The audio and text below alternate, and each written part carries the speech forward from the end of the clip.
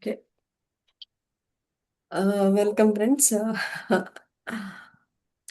మరి మన ప్రతిరోజు స్వాధ్యాయంలో భాగంగా మరి మన కారుణ్య సమూహంలో ప్రతి ఒక్కరికి కావాల్సింది ఆనందంగా జీవించడం కదా. సో ఇలాంటి ఒక మరి స్వామి రామ గారు అందించినటువంటి ఆనందంగా జీవించే కళ యొక్క సారాంశాన్ని మనం తెలుసుకుంటున్నాము. మరి ఇందులో మొట్టమొదటి చాప్టరే అసలు స్వామి రామ గురించి మనందరికీ ఆ, ఆ, తెలుసు. మరి గురువు గారు మళ్ళా మరి ఎంతో వృద్ధ దంపతులకి ఒకానొక మరి యోగీశ్వరుడు ఆయన వచ్చి ఇలాగా ఆ, మీకు ఇలాగ సంతానం కలుగుతుంది అని చెప్పినటువంటి తర్వాత మరి ఒక వృద్ధ దంపతులకి పుట్టినటువంటి ఆ, స్వామి రామ తర్వాత వాళ్ళ నాన్నగారు చనిపోవడం, వాళ్ళ అమ్మగారు అనారోగ్యానికి గురి అవ్వడం, ఇలాగా మొత్తానికి తన బాల్యం అంతా కూడా మరి వారి గురువు గారి దగ్గరే పెరగడం జరిగిందనమాట.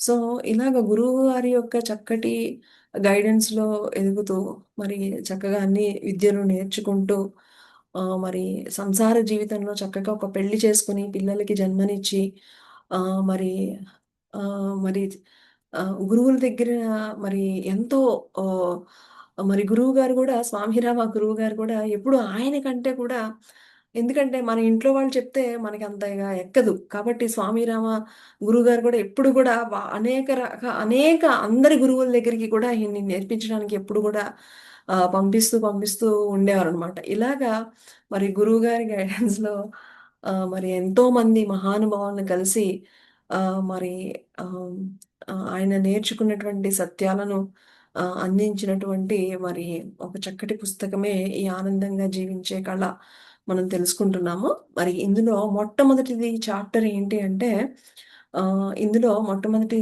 చాప్టరు అసలు మీ స్వరూపాన్ని తెలుసుకోండి అని చెప్తున్నారు స్వామి రామ. మీ స్వరూపాన్ని తెలుసుకోండి అని చెప్తున్నారు. ఎందుకంటే మనకి అసలు చాలా మందికి ఆ, అసలు ఆ, నేను అంటే జనరల్ గా ఎవరైనా చెప్పేది ఏంటి అంటే నేను అంటే మన పేరు, మనం ఏం చేస్తున్నాము, ఆ మన ఇవన్నీ చెప్తూ ఉంటాం, మన ప్రొఫెషన్, మన ఫ్యామిలీ ఇవన్నీ చెప్తూ ఉంటాం. కానీ అసలైనటువంటి మన అందరి లోపల ఉన్నటువంటి ఆ ఆ స్వరూపాన్ని తెలుసుకోండి అని ఇక్కడ మరి చెప్పేటువంటి ఒక చక్కటి చాప్టరే నీ అసలు స్వరూపాన్ని తెలుసుకోండి అనేటువంటి చాప్టర్ అన్నమాట. సో కాబట్టి ఆ, ఇక్కడ మనకి నేను అంటే కనుక అందరూ చెప్పేటువంటిది అర్థం ఒకటి ఉంది. నేను అంటే నా పేరు, నా ప్రొఫెషన్, నేను ఏం చేస్తున్నాను. ఇంకొకటి ఏంటి అంటే మనకి అసలు దేని వల్ల అయితే మీరు మాట్లాడగలుగుతున్నారో, దేని వల్ల అయితే మీరు చూడగలుగుతున్నారో, దేని వల్ల అయితే వినగలుగుతున్నారో, అసలు వీటన్నింటినీ నడిపించేటువంటి లోపల ఒక స్వరూపం ఉంది. అసలు అది ఏమిటో తెలుసుకోండి అని చెప్పేదే మరి ఆ రెండవ నేను గురించి తెలుసుకోండి అని చెప్తున్నారు. మరి మనల్ని ఆ, ప్రతిరోజు మనం ఆలోచించడానికి, కదలడానికి మన లోపల ఒక శక్తి అనేది ఉంది, దాన్ని తెలుసుకోండి అని మరి చెప్పేదే మరి ఈ అసలైనటువంటి నేను. సో ఈ మనసు ఎందుకంటే ఆ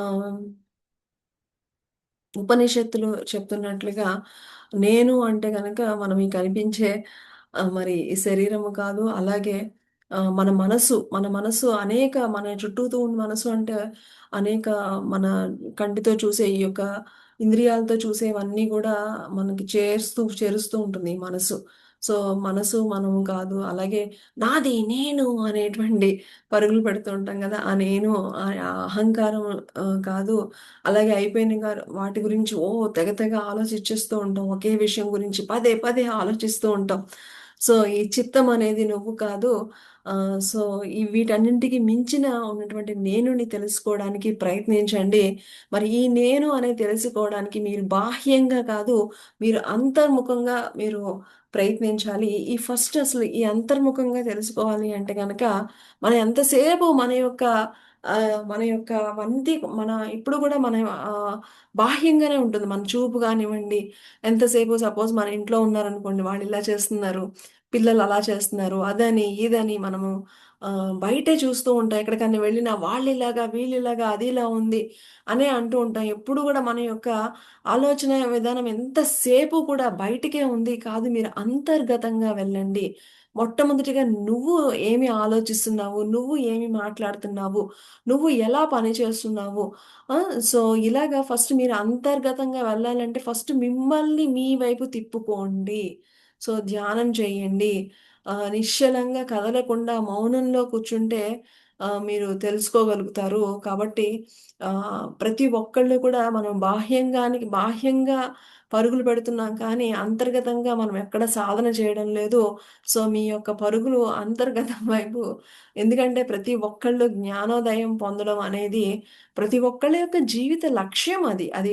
అదేమి ప్రతి ఒక్కరు కూడా కర్తవ్యం ప్రతి ఒక్కళ్ళు కూడా. సో, మీరు ఎప్పుడైతే మరి ఆహ్, మీ యొక్క అజ్ఞానం నుంచి బయటపడండి. ఎంతసేపు భగవంతుడు కూడా ఎక్కడో బయట ఉన్నాడు, అక్కడున్నాడు, ఇక్కడున్నాడు అని పరుగులు పెట్టకుండా ఫస్ట్ మీరు దానికంటే మీరెవరో తెలుసుకోండి. మీ అంతర్గతంగా మీరు అసలైనటువంటి స్నేహితుడు మీరు మీ లోపలే ఉన్నాడు అన్న విషయాన్ని మీరు తెలుసుకోండి అని చెప్తూ మరి ఒకసారి గురువుగారి దగ్గరికొచ్చినటువంటి ఒక మహారాజు అడుగుతాడనమాట గురువుగారిని. ఏమని అంటే, మీరు ఎప్పుడు గుహలో ఇలా ఒంటరిగా ఉంటారు. ఒంటరిగా మీరు అంటే ఏకాంతంగా మరి ఒంటరిగా ఫీల్ అవ్వరా?" అని రాజుగారు అడిగితే, "నాయనా ఇప్పటి వరకు నేను నా స్నేహితుడితో నేను చాలా చక్కగా ఉన్నాను. నువ్వొచ్చి నా యొక్క స్నేహితుడిని దూరం చేసి నన్ను ఒంటరి వాడిని చేశావు" అని చెప్తారనమాట. అంటే ఇక్కడ స్నేహితుడు అంటే తన లోపల ఉన్నటువంటి ఆ దైవిక శక్తితో తన లోపల ఉన్నటువంటి ఆత్మతత్వంతో నేనెంతో ఆనందంగా చాలా చక్కగా ఉన్నాను. నువ్వు నన్ను డిస్టర్బ్ చేసి నన్ను ఒంటరి చేశావు అని గురువుగారు చెప్తారనమాట. సో, ఇక్కడ అసలు లోపల ఒక స్నేహితుడున్నాడు. లోపలే అసలైన శక్తి ఉంది. అదెప్పుడూ మన కోసం, మనతో స్నేహం చేయడానికి రెడీగా ఉంటుందన్న విషయం మనకు తెలియనే తెలీదు. సో, గురువుగారు అదే చెప్తున్నారనమాట. సో, మీ అంతర్గతంలోకి మీరు ప్రయాణించండి. మనం ఒంటరి ఎప్పుడు ఫీలవుతాము?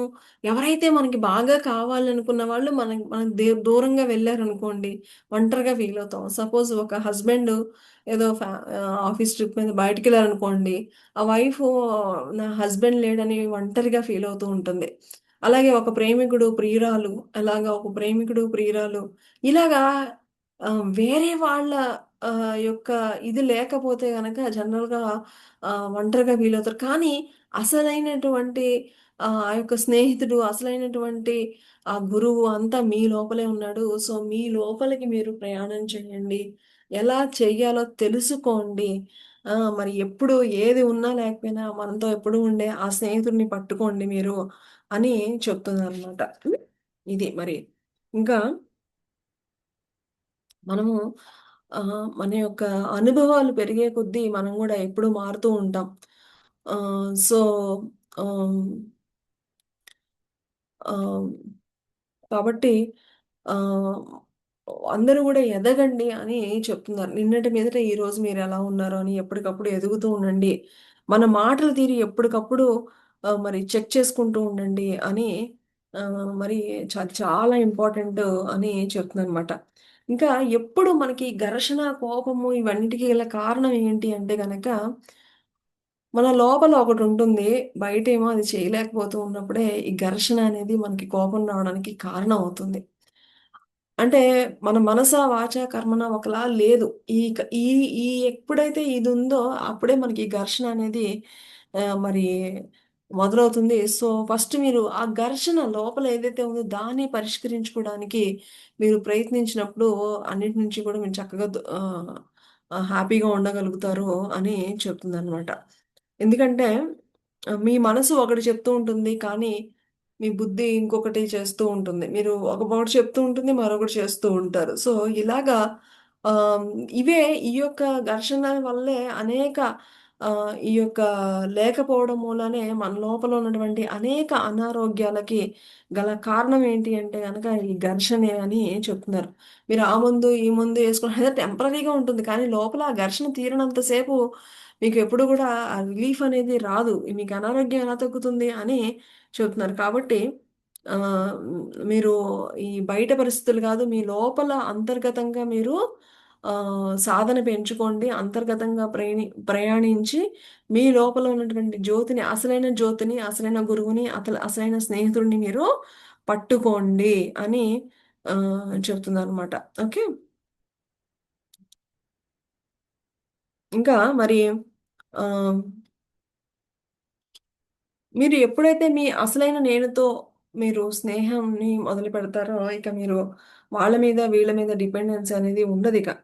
ఇక ఇంకా కేవలము ఇంకా ఆహ్, ఇంకా ఈ జ్ఞానోదయం అయిందని చెప్పడానికి మీకొక స్వామి గాని, ఒక పుస్తకం గాని ఏమీ అక్కర్లేదు అని గూడా చెప్తున్నారింకా. ఎందుకంటే అది ప్రతి ఒక్కళ్ళ యొక్క లక్ష్యం అని చెప్తున్నారు. కాబట్టి ఎప్పుడైతే మనము ఆ జ్ఞానోదయం పొందాలి అనేటువంటి ఆలోచన వచ్చినప్పుడే ఈ ప్రకృతి కూడా మనకి, ఈ విశ్వం గూడా ఎంతో సహాయం చేస్తుంది అని చెప్తుందనమాట. కాబట్టి ఆహ్, మీకు ఆహ్ మీరు ఫస్టు అనుకోండి. నాకు జ్ఞానోదయం పొందాలి అని అంతర్గతంగా ఫస్ట్ మరి స్వామి రామ చెప్పినట్లు మనల్ని మనం ఎప్పుడూ గమనించుకుంటూ, మన మాటలు, మన ఆలోచనలు, మన యొక్క చేతలు మనల్ని మనం గమనించుకుంటూ అప్పుడు ధ్యానం చేయడం వల్ల మనం ఎప్పుడైతే ఏకాంతంగా కూర్చొని ధ్యానం చేయడం వల్ల ఎవ్వరికి వాళ్ళు అనుభవపూర్వకంగా నేను శరీరం కాదు, ఇంకా చిత్తం కాదు, బుద్ధి కాదు, అహంకారం కాదు, ఇవన్నీ గూడా ఎవ్వరికి వాళ్ళు తెలుసుకున్నప్పుడు అసలైనటువంటి ఆ నేనుతో మీరు కనెక్ట్ అవ్వగలుగుతారు. కాబట్టి మీరు అసలైనటువంటి ఆ నేనుతో కనెక్ట్ అవ్వాలి అంటే గనక మిమ్మల్ని మీరు ఎప్పుడు గమనించుకోండి. మీ యొక్క చూపు ఎప్పుడు బాహ్యంగా కాదు, అంతర్గతంగా మీ వైపుకు తిప్పుకోండి. మీ లోపల ఉన్నటువంటి జ్యోతిని తెలుసుకోండి అని మనకి స్వామి రామ ఫస్ట్ మరి ఆనందంగా జీవించే కళలో మరి ఈ మొట్టమొదటి చాప్టరు మీ అసలు స్వరూపాన్ని తెలుసుకోండి అని మనందరికీ కూడా బాహ్యంగా పరుగులెత్తకండి. కొంచెం అంతర్గతంగా కూడా మీ యొక్క సాధన చెయ్యండి అని మరి ఒక చక్కటి మీ మాటలను, ఆలోచనలను, మీ పనులను మీరు గమనించుకోండి.